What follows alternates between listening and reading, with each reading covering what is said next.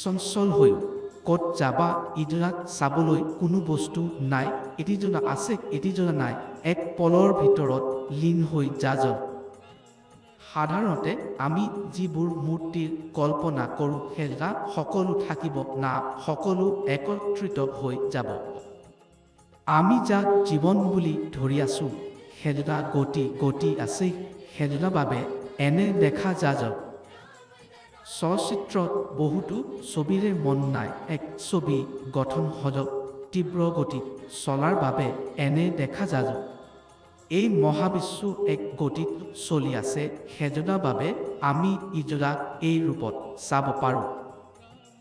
এটিজোৰা গতিত চলি আছে যে সূৰ্য প্ৰজ্বলিত সজল, অন্য গ্ৰহ আৰু উপগ্ৰহ জ্বলি উঠে, সমগ্ৰ জীৱন গতি।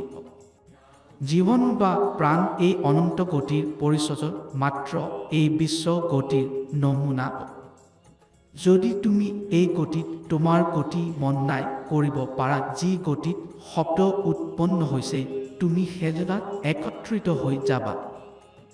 শান্ত নহ'লে অসুবিধা অনুভৱ সজল, সেয়া বাবে আহাৰ সজন সপোনৰ সমাজত সদাজত জপ কৰাৰ নিয়ম আমাৰ অভ্যাস কৰিব লাগিব।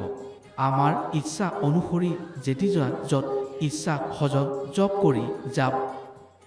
এনে কৰোঁতে পাম যে তোমাৰ জপ স্বয়ংক্ৰিয়ভাৱে হৈ আছে। অস্থিমাংস ৰক্ত কণিকাৰ প্ৰতিটো অনুপৰমাণু নিজৰ মন নাই জপ আৰম্ভ কৰিব। এটা লাখ গ্ৰন্থিও পলল জপ কৰি থাকে, এনেতে সহজ হ'ব। এইদৰে প্ৰতিপল জপ কৰি থাকিলে এক পলৰ ভিতৰত এটা লাখ হৈ যাব আৰু তুমি চাবা যে তোমাৰ শুই থকা অৱস্থাটো জপ চলি থাকে।